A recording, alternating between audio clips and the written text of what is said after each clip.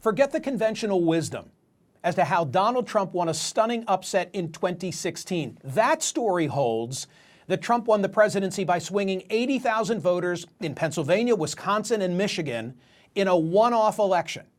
But actually, Trump won by harnessing forces and emotions that were 30 years in the making. He owes his success not so much to high school educated white males who traditionally vote Democratic and could not stomach Hillary Clinton, but to the titans of talk radio, for it is they who paved the way for his type of candidacy and his Republican Party.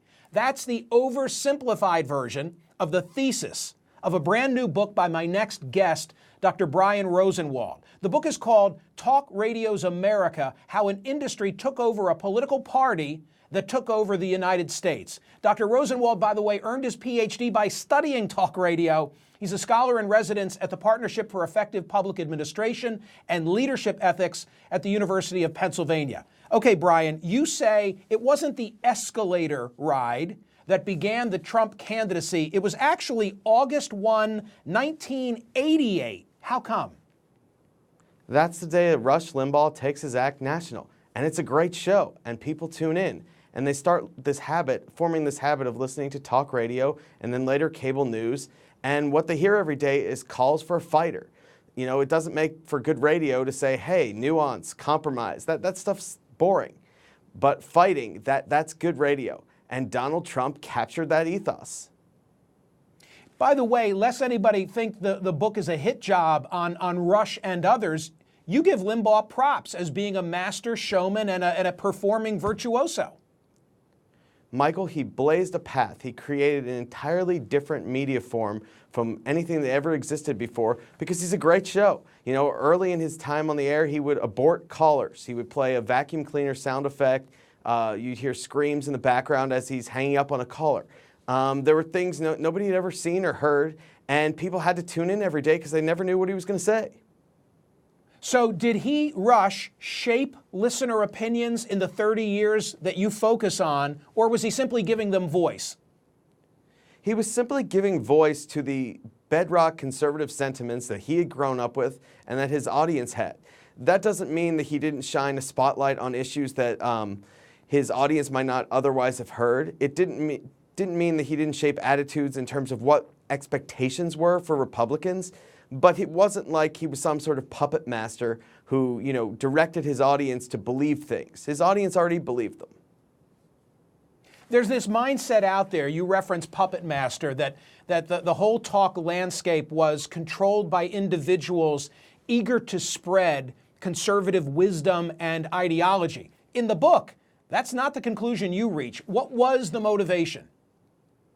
The motivation, as Rush always said, was to charge confiscatory advertising rates, which means how can we make the most money? What's the best, most engaging show that we can put on every single day? And that didn't always work with what Republicans wanted to do. At times, Republicans would say, hey, this is the best deal we can cut.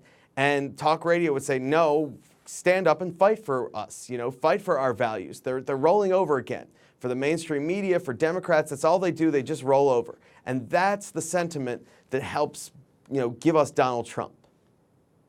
And so in the process, the Republican Party, the leadership of the Republican Party is supplanted by the industry. How did that all work? Well, when you spend 3 hours a day with your favorite host, sometimes more because these guys are on cable at night, some of them, you start to listen to them. They're like trusted friends. You know, you spend more time with them than with your spouse. And so when they say something, that carries a lot of weight.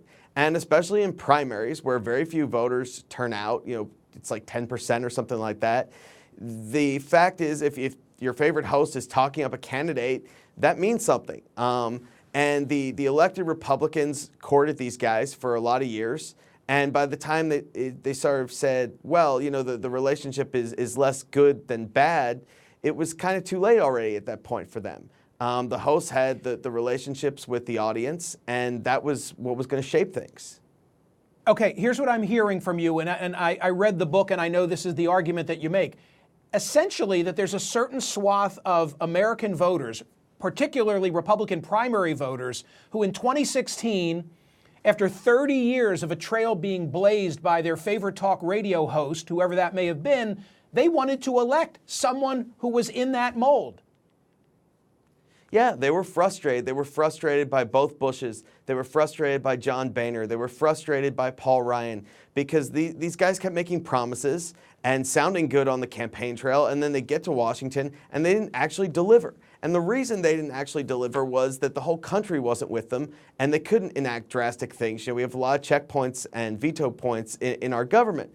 But that's not what these folks heard on the airwaves. They heard frustration. They heard anger. They were afraid that, hosts were saying, just to pick one issue, immigration, they were saying this is going to destroy the character and the fabric of America.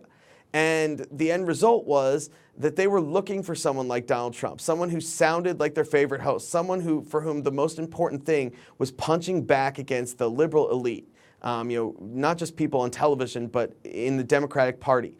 And Donald Trump gave them that. And so they put aside any worries they had about him not being a conservative.